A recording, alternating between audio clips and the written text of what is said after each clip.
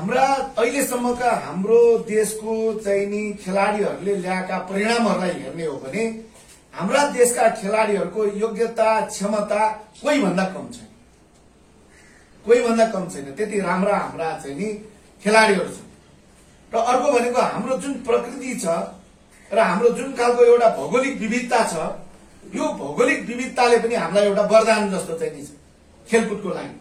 किनभने यसका अल्टिच्युडका जुन कुराहरू छ विज्ञान यहाँ चाहिँ नि छ र कुन अल्टिच्युडमा रहेर ट्रेनिङ गर्ने खेलाडीहरूको कति उसको चाहिँ नि एउटा जुन त्यो चाहिँ नि स्ट्यामिना चाहिँ नि बढी हुन्छ, यो आदि इत्यादि चाहिँ नि कुराहरू छन्। त्यो कुराबाट पनि नेपाल धेरै लाभान्वित हुन सक्ने स्थितिहरू छन्।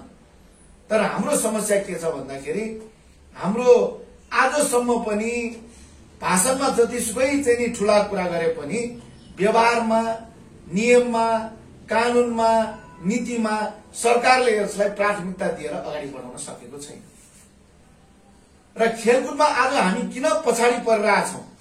खेलाडीले जितेर आउँदा माला लाउने त धेरैजना आउँछन्, तर त्यो माला लगाइसकेपछि त्यो खेलाडीले जुन खेल्ने आफ्नो खेल जीवन सकेपछि त्यो खेलाडीको भविष्य के हो भन्ने कुरामा चिन्ता लिने अवस्था आजसम्म बनेको छैन। जितेर आउने बेला त सबैले थाप मारेको हुन्छ, सबैले चाहिँ नि मेडलै दिएको हुन्छ, सक्ने हिसाबले अलिअलि पुरस्कार पनि दिने चाहिँ नि गरेको छ। तर उसको जीवन त लामै हुन्छ। उसको चाहिँ नि जुन खेल जीवन भनेको त उसको एउटा चाहिँ नि शारीरिक तन्दुरुस्तीको जुन उमेरसम्म रहन्छ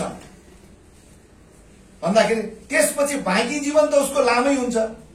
र त्यसपछि उसका फेरि सामाजिक एउटा दायित्वहरू उसमा बढ्छ, जुन एक्लो रूपमा एउटा छोराछोरीको रूपमा आमा बुवाको सँग बसेर खेलमा संलग्न हुने अवस्था र खेल जीवनपछि उसले जुन आफ्नो एउटा चाहिँ नि सामाजिक जीवन उसको सुरु हुन्छ र त्यसपछि उसको बाँकी जीवनलाई कसरी उसले निर्वाह गर्ने भन्ने कुराको विषयमा अहिलेसम्म पनि हाम्रो चाहिँ नि एकदम यो सिरियसली चिन्तन मनन गर्ने सरकारको तर्फबाट त्यसमा ध्यान दिने कुराहरू हुन सकेको छैन।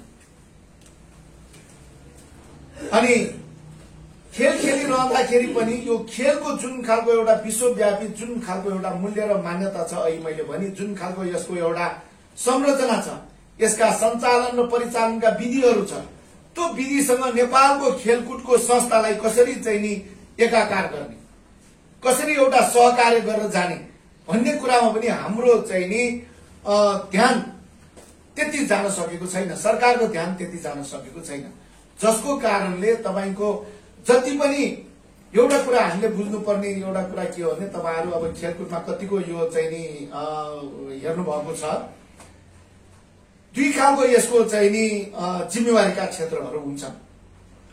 नेपालमा बसेर काम गर्दाखेरि कुनै पनि संघ, मैले एउटा सबैले बुझ्ने भाषामा फुटबल संघको कुरा गरौं, अखिल नेपाल फुटबल संघको कुरा गर्ने हो भने अखिल नेपाल फुटबल संघ कुन नियममा परिचालन हुन्छ भन्दाखेरि त्यो उसको विश्वको चाहिँ नि फुटबल संघ छ फिफा। फिफाको तर्फबाट उसलाई मान्यता, नेपालमा सञ्चालन हुने फुटबल संघलाई मान्यता दिनुपर्छ। त्यो मान्यता दिएको खेल संघबाट अर्कोले चाहिँ नि काम गर्न पाउँदैन। फिफाले बनाएको नियम भित्र फुटबल चाहिँ नि खेल्नुपर्छ। अब नेपालमा बसेर काम गर्ने फुटबल संघ भएको हुनाले ऊ नेपालमा त दर्ता त हुनु पर्यो। अनि नेपालमा दर्ता भइसकेपछि नेपाल सरकारले फुटबल तिमीले यो नियममा खेल भनेर मिल्दैन। तिम्रो चाहिँ नि ग्राउन्ड साइज चाहिँ नि हामीले निर्धारण गर्दैछौ, अबदेखि चाहिँ नि फुटबल खेल्ने ग्राउन्डको साइज अब 50 मिटर बाइ 50 मिटरमा खेल्ने भनेर भनिदिएर त्यो मिल्दैन। अब फल दिने तरिका पनि नेपाल सरकारले नै चाहिँ नि फलको नियम ल्याइदियो भनेर त्यो मिल्दैन। किन भन्दा त्यो सबै कुराहरू फिफाले बनाउने नियम भित्रबाट मात्र सञ्चालन हुन्छ। मैले एउटा उदाहरण दिएँ। त्यस्तै गरिकन सबै खेलको, चाहे तपाईको चाहिँ एथलेटिक्स भनौं, चाहे चाहिँ वेट लिफ्टिङ भनौं, चाहे चाहिँ भलिबल भनौं, चाहे चाहिँ तपाईको चाहिँ नि अरु बास्केटबल भनौं, कुनै पनि खेलहरु, ब्याडमिन्टन भनौं, सबै खेलको समान यसको इन्टरनेशनल फेडरेसन छ। त्यो इन्टरनेशनल फेडरेसन इन्टरनेशनल ओलम्पिक कमिटीसँग आबद्धता हुन्छ र त्यो इन्टरनेशनल फेडरेसनले बनाएको नियम अन्तर्गतबाट चाहिँ नि उले खेल्नुपर्छ र त्यो देशमा चाहिँ नि त्यो देशले बनाएको खेलका नियमहरू अन्तर्गत उनीहरूले खेल्न पाउँदैन, खेल्न मिल्दैन, खेल हुँदैन। त्यसैले यो ग्लोबल हो। यो लोकल होइन। अब हामी चाहिँ नि ओलम्पिकमा मेडल जित्नको लागि चाहिँ नि तपाईँ के भन्दा त्यो नियम अन्तर्गतै खेल्नु पर्यो। अब ओलम्पिकमा चाहिँ नि तपाईँ के भन्दाखेरि खेलको सबैको छाता अर्गनाइजको भन्दा इन्टरनेसनल फेडरेसन जो ओलम्पिक खेलमा रहेका खेलहरू छन् त्यो खेलको छाता को भन्दाखेरि चाहिँ नि इन्टरनेसनल ओलम्पिक कमिटी, जसले त्यसलाई समन्वय गर्छ, परिचालन गर्छ। अनि रिजनमा आएर एसियन ओलम्पिक काउन्सिल, त्यसले एसियाभरिलाई त्यसले चाहिँ नि नेतृत्व गर्छ। आफ्नो देशमा आएर तपाईँको को त भन्दा नेशनल ओलम्पिक कमिटी, हामीले हाम्रो यहाँ नेपाल ओलम्पिक कमिटी भनेर छ र नेपाल ओलम्पिक कमिटीले त्यसलाई चाहिँ नि समन्वय गर्ने र परिचालन गर्ने काम गर्छ। अब यहाँनिर समस्या कहाँ आउँछ भन्दा सरकार अनि ओलम्पिक कमिटी, अहिले हाम्रो चाहिँ नि थापाजीले भन्नुभयो जस्तो यहाँ द्वन्द्व भयो के भयो भनेर उहाँले अहिले भन्नुभयो कि जुन देशले तपाईँको इन्टरनेसनल ओलम्पिक कमिटी र इन्टरनेसनल फेडरेसनको जुन खालको त्यहाँको चाहिँ नि विधान, त्यहाँको चाहिँ नि सञ्चालन र परिचालनको नियम र पद्धतिलाई आत्मसात गरेर आफ्नो देशको नियम र कानूनहरू बनाउँदैन, त्यो देशमा सधैँ नै द्वन्द्व हुन्छ। हाम्रो नेपालमा त अरू देशमा पनि जहाँ जहाँ त्यो खालको मिलेको छैन त्यहाँ द्वन्द्व नै छ। अनि सरकारले एकदम मेरो देशमा म कहाँ चाहिँ नि रहेको संस्थाले मैले भने अनुसार काम गर्नुपर्छ, मेरो निर्देशन मान्नुपर्छ भनेर जहाँ चाहिँ नि त्यो कडाइका साथ नियन्त्रण गर्न खोज्छ त्यहाँ अनि द्वन्द्व हुन्छ। त्यो द्वन्द्व भएपछि खेलाडीहरू खेलमा सहभागी हुन पाउँदैन। अब एकछिनलाई मानिलिउँ नेपालको हकमा नेपाल ओलम्पिक कमिटी नरहने हो भने, काम गर्न नपाउने हो भने, चाहे साउथ एसियन गेम होस्, चाहे एसियन गेम होस्, चाहे ओलम्पिक गेम होस्, त्यहाँ नेपाली खेलाडीहरू सहभागी हुन पाउँदैन। त्यो 16 अधिकार अन्तर्राष्ट्रिय ओलम्पिक कमिटीले त्यो देशको उसले मान्यता दिएको ओलम्पिक कमिटीलाई मात्र दिएको छ। अरू कसैले पनि, त्यो सरकारले पनि सहभागी गराउन पाउँदैन, सक्दैन, त्यो कुनै पनि अरू निकायले सहभागी गराउन सक्दैन। त्यो खालको एउटा चाहिँ नि व्यवस्था अन्तर्राष्ट्रिय ओलम्पिक कमिटीको बडापत्रले त्यो व्यवस्था गरेको छ। अब नेपालको कानूनमा त्यो कुराले मिलाएर, अब होइन यहाँ त युवा तथा खेलकुद मन्त्रालय छ, राष्ट्रिय खेलकुद परिषद छ, तिनीहरूले गर्ने, ओलम्पिक कमिटीले कहाँ गर्ने हो भन्ने कुरातर्फ गयो भने अनि त्यहाँनिर द्वन्द्व सुरु हुन्छ। द्वन्द्व सुरु भएपछि हाम्रा खेलाडीहरू जति राम्रो खेलाडी भयो भने त्यो सहभागी हुने कुराबाट वञ्चित हुन्छ। अनि खेलाडी जसले आफ्नो एउटा खेलाडीले मेडल ल्याउने स्थिति बन्नको लागि 10औं वर्ष उसले मेहनत गर्नुपर्छ। 10औं वर्ष राम्रोसँग मेहनत गरेपछि बल्ल उसले मेडल ल्याउने एउटा स्थिति बन्छ। अनि त्यो खेलाडीले खेल्यो अनि यो विवादको बीचमा उसको कुन मानसिकताले उसले चाहिँ नि एउटा त्यही खेलबाटै म चाहिँ नि आफ्नो जीवनलाई सुनिश्चित बनाउँछु भनेर अगाडि बढ्ने बाधा हुन्छ। ढुक्क भएर उसले खेल्ने स्थिति हुँदैन।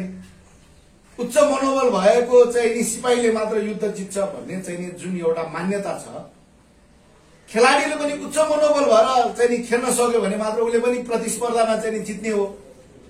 त्यसो जब द्वन्द्व हुन्छ त्यहाँ उसलाई के हुन्छ, म चाहिँ नि गएर खेल्न पाउँछु कि पाउँदैन भन्ने कुराले त्यो जुन खालको एउटा अन्योलता सिर्जना गर्छ।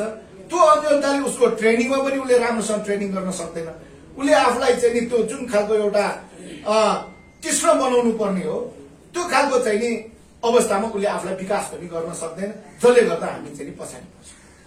यो मुख्य समस्या चाहिँ नि यहाँनिर हो। त्यसो भएको हुनाले अब अहिले पनि हामी हाम्रा केही विवादहरू जुन बनेका छन् त्यही मैले अहिले भने सरकारले जे भन्यो त्यो कुरा चाहिँ नि गर्नुपर्छ। ओलम्पिक कमिटीले कहाँ चाहिँ नि सरकारले भनेको कुरा नमानिकन हुन्छ भन्ने खालको कुराहरू हुँदाखेरि त्यसले एक खालको चाहिँ नि समस्याहरू उत्पन्न गरिरहेको। अब अहिले चाहिँ नि यही सेप्टेम्बरमा बहराइनमा युथ एसियन गेम छ, अहिलेसम्म सहभागिताको कुनै चाहिँ नि छलफलै हुन सकेको छैन। सहभागी गराउने ओलम्पिक कमिटीले, लगानी गर्ने सरकारले हो। हरेक देशमा यही चाहिँ नि नियम हो। अनि अहिलेसम्म छलफल हुन सकेको छैन, किन द्वन्द्वको कारणले छलफल हुन सकेको छैन। अब साउथ एसियन गेम यही चाहिँ नि तपाईँको आउने 26 फेब्रुअरीमा गर्ने भनेर छ पाकिस्तानमा। अहिलेसम्म सरकारसँग बसेर छलफल गर्ने वातावरण बनिएको छैन। अब एसियन गेम चाहिँ नि तपाईँको यो जापानमा छ, आइची नागोयामा, यही 26मा छ। तपाईले सुन्नुभयो होला परिषदमा चाहिँ सरकारले एकदम ट्रेनिङ गराइरहेछ भनेर 26 मिसन चाहिँ 26 भनेर सुनिराख्नु भएको होला। त्यत्रो लगानी भइरहेछ। हाम्रो एउटा चाहिँ ट्याक्स मनी हो त्यो। अनि जब ओलम्पिक कमिटीलाई चाहिँ काम गर्न नदिने, आज पनि हाम्रो कार्यालय तालाबन्दी गरिरहेछ, कुनै सूचना छैन हामीलाई, कुनै पत्र छैन, लोकतान्त्रिक चाहिँ व्यवस्था। तर हाम्रो कार्यालय तालाबन्दी हुँदाखेरि त्यहाँ कुनै चाहिँ नि हामीलाई सूचना पनि छैन, कुनै पत्र पनि छैन। यो खालको स्थिति छ। हामीले काम गर्ने वातावरण दिइरहेको छैन। अब त्यो ट्रेनिङमा बसिरहेका मिसन चाहिँ जुन 26 भनेर आज चाहिँ नि खेलकुद परिषदले, युवा तथा खेलकुद मन्त्रालयले जुन अभियान चलाइरहेछ, जुन पैसा लगानी गरिरहेछ, त्यो खेलाडी कहाँ गएर खेल्न जाने? ओलम्पिक कमिटीलाई काम गर्न नदिने हो भने कसले त्यो खेलाडीलाई चाहिँ नि त्यहाँ इन्ट्री गराउने?